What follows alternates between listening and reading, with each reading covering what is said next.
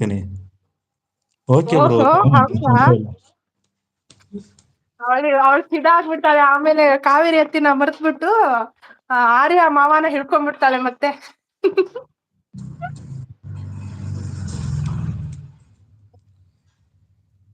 ಅಲ್ವಾ ಅಣ್ಣ? ಹೌದು ಮತ್ತೆ.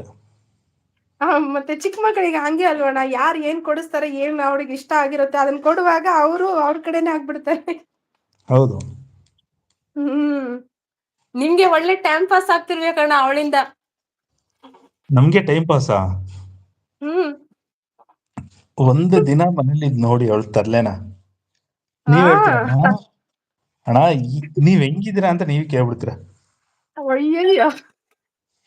ಇವಾಗ ಒಬ್ಳೆ ಮಗಳಂತ ಹೇಳಿ ನೀವು ತುಂಬಾ ಮುದ್ದಾಗಿ ಬೆಳೆಸಿದಿರಲ್ವಣ್ಣ, ಅದಕ್ಕೆ ಅವಳು ಸ್ವಲ್ಪ ಅಷ್ಟೊಂದು ಫ್ರೀ ಆಗಿ ಇರ್ತಾಳೆ ಅನ್ಸುತ್ತೆ ಹೌದು. ಸಲಿಗೆಯಿಂದ. ತಂಗಿ ಹ್ಮ್. ಒಬ್ಳಿಗೆ ಅಷ್ಟೇ ಸಾಕು. ಮುಂಚೆ ಒಂದಿತ್ತು, ಹಾ. ಅದೇನೋ ಪ್ರಾಬ್ಲಮ್ ಆಯ್ತು, ಅದು ಹೋಯ್ತದು. ಹಾ. ಇವಳದ್ರಲ್ಲೇ ನಾವು ಪ್ರಪಂಚ ನೋಡ್ತಾ ಇರೋದು. ಹಾ. ಅವಳು ಏನೇ ಇವಳಲ್ಲೇ ಎಲ್ಲ ಖುಷಿನ ಕಾಣ್ತಾ ಮಾಡಿದ್ರು. ಇದ್ದೀರಾ? ಹಾ. ಇವಳಲ್ಲೇ ಎಲ್ಲಾ ಖುಷಿ ಕಾಣ್ತಾ ಇದ್ದೀರಾ? ಹೌದು. ಹ್ಮ್. ಅವಳಿಗೆ ಹುಟ್ಟದಾಗಿಂದ ಅವಳು ಏನೇ ತರಲೆ ಮಾಡ್ಲಿ, ಏನೇ ಮಾಡ್ಲಿ, ಹಾ. ಇವತ್ತಿನವರೆಗೂ ಒಂದು ಮಾಡಿಲ್ಲ. ಹಾ. ಸಣ್ಣ ಮಗು ಬಿಡು, ನಮ್ ಪ್ರೀತಿ ಮಗು ಅದು ಅಂತ.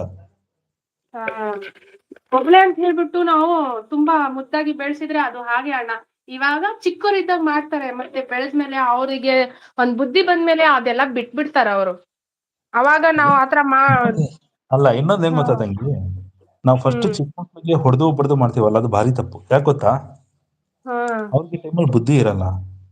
ಅವ್ರು ಹ್ಮ್. ಮಾಡ್ತಾರೆ, ನಾವ್ ಯಾವ ರೀತಿನಲ್ಲಿ ಹೇಳ್ಕೊಡ್ಬೇಕು ಅದೇ ರೀತಿನಲ್ಲೇ ನಾವು ಹೇಳ್ಕೊಡ್ಬೇಕು. ಹೊಡೆದಿದ ತಕ್ಷಣ ಅವ್ರೇನ್ ಬುದ್ಧಿ ಕಲಿಯಲ್ಲ.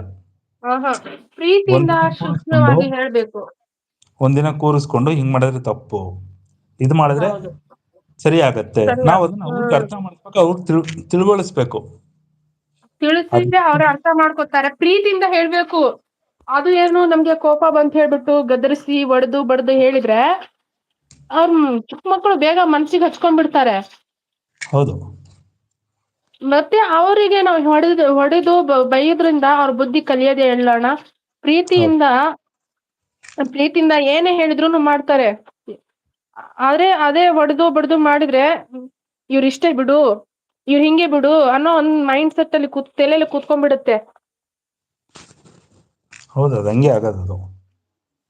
ನನ್ ಮಾತ್ ಕೇಳಿಲ್ಲ ಅಂದ್ರೆ ಹಬ್ಬಬ್ಬ ಅಂದ್ರೆ ಹೊಡಿತಾರೆ, ಒಂದೆರಡು ಏಟು ಹೊಡಿತಾರೆ. ಸ್ವಲ್ಪ ಹೊತ್ತು ಅಳ್ತೀನಿ, ಸುಮ್ನೆ ಆಗ್ಬಿಡ್ತೀನಿ. ಅದೇ ಮನ್ಸಲ್ಲಿ ಕುತ್ಕೊಂಡ್ಬಿಟ್ರೆ ಹಾ. ಲೈಫ್ ಉದ್ಧಾರ ಆಗಲ್ಲ. ಹ್ಮ್. ನಾವು ಪ್ರೀತಿಯಿಂದ ಎಲ್ಲ ಹೇಳ್ಕೊಡುವಾಗ ಅವರು ಕಲಿತಾರೆ ಅಣ್ಣ. ಮತ್ತೆ ನಮ್ ಮಾತು ಇಷ್ಟ ಪಡ್ತಾರೆ ಕೇಳಕ್ಕೆ, ಅದೆಲ್ಲ. ಆರ್ಯ ಬ್ರದರ್ ಏನೇನ್ ಮಾತಾಡ್ತಾ ಇದಾರೆ ನೋಡಿ ಅಣ್ಣ. ನಾನು ನಿಮ್ಮ ಮನೆಗೆ ಬರೋ ನನ್ನ ನಾದಿನಿಗೆ ದೊಡ್ಡ ಟೆಡ್ಡಿ ಬೇರ್ ತರ್ತೀನಿ ಅಂತ ಹೇಳಿದ್ರು. ಅದನ್ನ ಆಲ್ರೆಡಿ ಓದಿದ್ದೀನಿ. ಆರ್ಯ ಇದೀರಲ್ಲ ಮೋಹನ್ ಅಣ್ಣ, ಹೇಳಿ. ಚಾರ್ಜಿಂಗ್ ಫುಲ್ ಖಾಲಿ. ನಾವು ಇವಾಗ ಚಾರ್ಜಿಂಗ್ ಹಾಕ್ತೀನಿ. ಓಕೆ. ನೀವು ಹೋಗಿ ಫ್ರೆಶ್ ಅಪ್ ಆಗಿ ಎಲ್ಲಾ ಕೆಲ್ಸ ಕಾರ್ಯ ಮುಗಿಸ್ಕೊಳ್ಳಿ.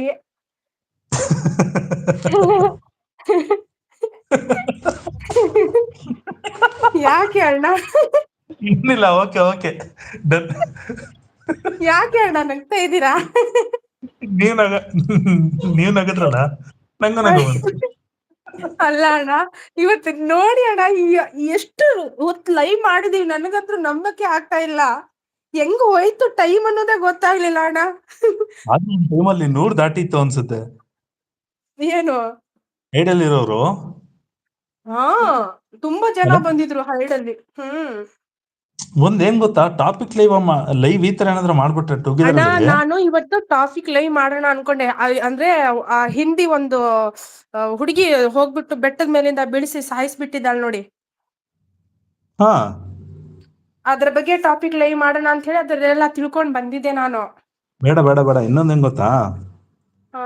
ಯಾವ್ದೋ ಒಂದಾಗಿರ್ಲಿ, ಇವಾಗ ಸತ್ತಿರೋರ್ ಬಗ್ಗೆ ಇಲ್ಲ, ಸೂಸೈಡ್ ಆಗಿರೋದ್ರ ಬಗ್ಗೆ, ಮತ್ತೆ ಬ್ಯಾಡ್ ಆಗಿ ಹೋಗಿರೋರ್ ಬಗ್ಗೆ ಟಾಪಿಕ್ ಲೈವ್ ಯಾವತ್ತೂ ಮಾಡಕ್ ಹೋಗ್ಬೇಡಿ. ಹೌದಾ? ನನ್ಗೆ ಅದಕ್ಕೆ ಆತರ ಬ್ಯಾಡ, ಆತರ ಮಾಡ್ಬಾರ್ದು ಅಂತ ನನ್ಗ್